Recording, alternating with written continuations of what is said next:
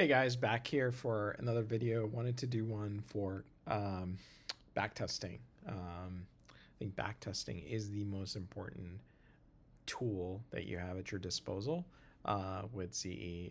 It's super awesome. I've used it with NBA. I'm using it with MLB, and it's absolutely helping me understand what I'm doing well, what I'm not doing well. Of course, you need a huge sample size to really get the best idea of what you're doing, if it's right or not. But up until that point, at least it's something you can kind of test out strategies on. So essentially, the way it works is let's get to back testing, right? So you have to select the slate and hit back testing. So when you're in back testing, you'll have obviously this screen right here. I'm not going to open up the experiments page because it'll have all my experiments, and in the description I've got kind of the functions and other stuff that I use, so I don't want to expose all of those. But let's say you're starting out backtesting, you have no information so far, you want to build on your own backtesting, so you'll go to experiment here, and you'll call it whatever you want. Let's just leave it as my first backtest experiment, right?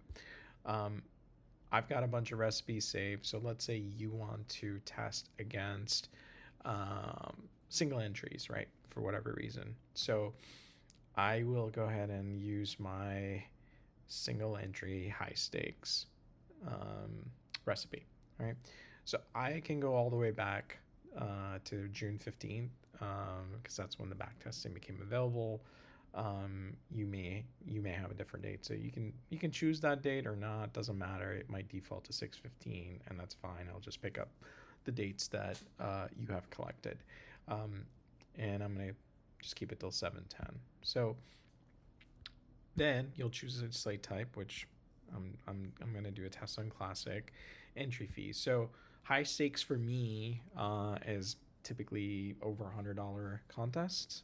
It could mean something different for you, but my recipe that's set up for high stakes is reflecting contests, single entry contests over $100. So for that, I want to just say minimum $100 and maximum, let's call it $200, right? So that's the range of contests I would play if I'm playing that recipe, essentially. If you were playing $1 entry, let's say you're doing minimax, for example, right? So you want to then choose your minimax recipe right there.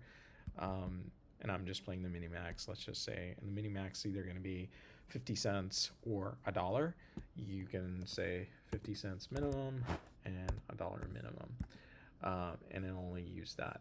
So we'll just go back to single entry high stakes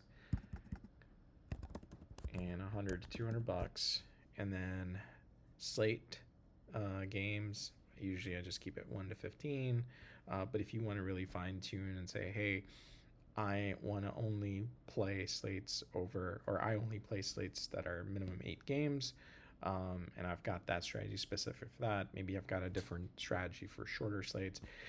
I mean, the world is your oyster here. It just depends on how you play. I'm going to keep it simple. Slate 1 to 15, I'm using the same strategy, doesn't matter. The maximum number of entries is very important. So if you're playing single entry, your max entry on the minimum side is 1, and on the maximum side is going to be 1.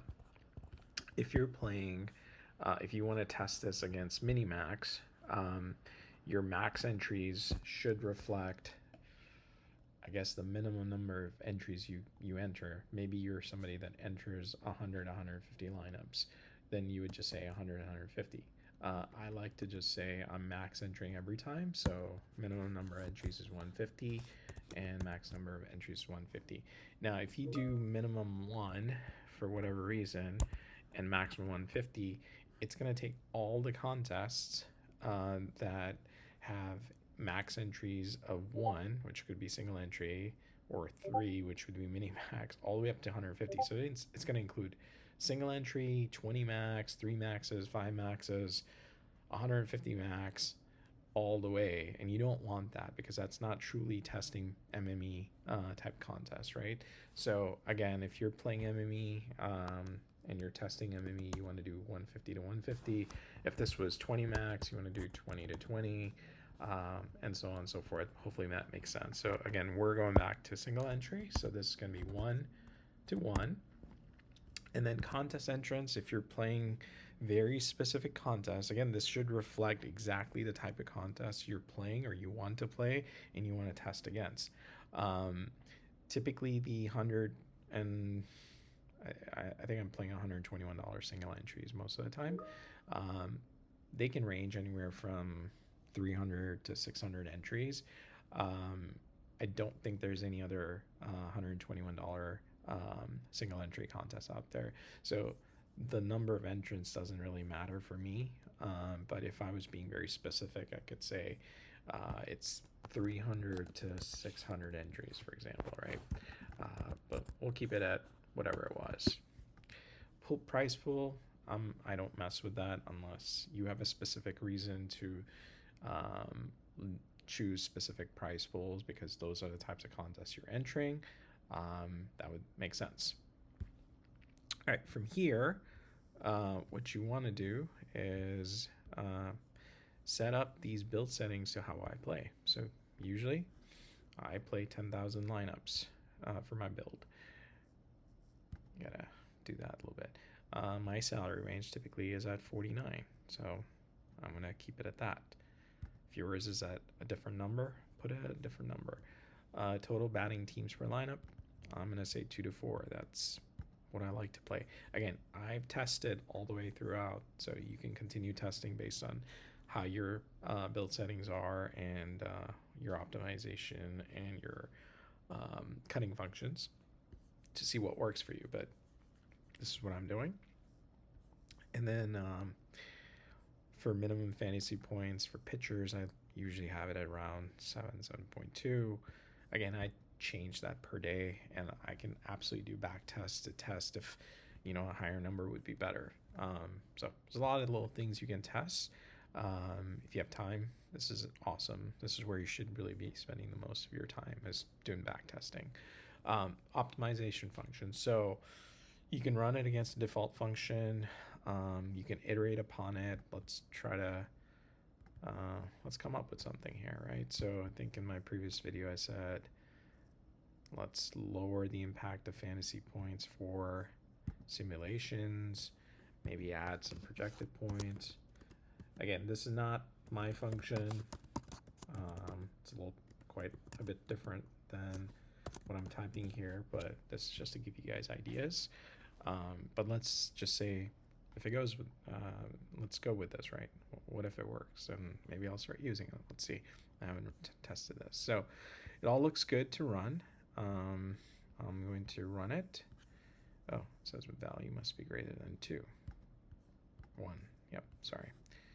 All right, let's run it. So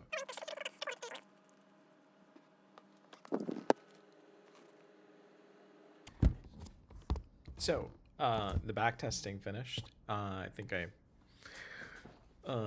bypassed all of the boring stuff where it took its time to run through the back testing. So you can see this was a positive back test. You guys feel free to go ahead and use these settings if you want and win some money. But again, it's 23 entries to our 23 slates, netting out 1.6 K, so $1,600. Nice average ROI of 58.1%, standard deviation about 432. You've got your ROI graph here. You've got your net results graph. What I look at is I'm not really looking at the ROI and net dollars because it's 23 slates, not a good sample. But hey, it's something. I look at the top 20%, making sure that it's over 20%, right? I want to make sure my top 10% is over 10%, which is it's double that. Top 1% is well over 1%, it's 4.3. Didn't get me any top 0.1%, but that's fine. Again, I'm looking at the top 20 and top 10 for now and making sure those are in line or higher than the minimums, which top 20 would be 20%, and top 10 would be 10%. So I'm making sure that's looking good, to know that the strategy is viable. And of course, I want to test it out over more days. I want to play around with it. I want to tweak some things. You can do all of that stuff. Again, my cutting recipe is set to deliver only one lineup, right? So it's using that lineup that is the result of my optimization function, my build settings, and my cutting function. And then it's running that one lineup against the contest data that's collected for those particular slates. So as you can see, some days some good performance with the green, some days red. You're definitely going to lose more days out of the days you're going to win, obviously, right? But we had a nice day on June 16th. Got some nice ROI, and that sort of carried us. But for the most part, it was kind of an up and down. But overall, it's performed well over 23 slates. It's something might use, might work. But let's say you wanted to tweak upon it. You'll go back to your experiments and you can tweak something else. Let's say, hey, I want to see how this would do if I lower the salary range to 48. You could do that. You can test the number of batting teams. You can make it go up. You can say, I don't want to have minimum at 2. I want to have minimum at 3. You can test, hey, what if I eliminate any pitchers that are below 14 points, for example? You can do that. You can change your optimization function. You can tweak it to be a little bit higher for simulated fantasy points, or even lower. You can tweak the ownership piece. You can tweak projected fantasy points. You can add some other functions that are all available here. Again, you can do a bunch of things.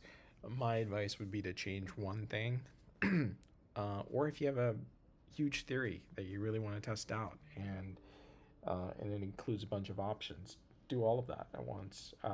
But ideally, you want to iterate slowly and spend some time on this.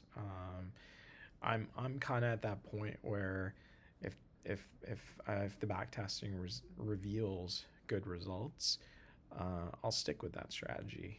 If something is not working on backtesting, then I'll just not use it at all. But I'll stick with something that backtesting shows to be valuable, and I really won't worry about losing money over a period of time because I know the backtesting strategy is working, and I'll stick with it. So I think that's powerful because I tend to make a lot of changes, or I have in the past, because I don't know what works because I didn't have a backtesting tool. So this gives me a little confidence in that, hey, I'm on the right track. Just stick with it. And DFS, as everyone knows, is a game of variance, especially baseball. So don't expect to win at all times, right? If you think you're gonna win, then you're playing for the wrong reasons. Again, this is how you do it. The main thing is just make sure your settings reflect what contest you're playing. Make sure your max entries are accurate for the types of contests. Again, if you're playing single entries, should be 1 and 1. If it's 3 max, should be 3 and 3. If it's 20 max, you should have 20 here and 20 here. 150 max would be 150 and 50. Hopefully this was helpful. Thank you.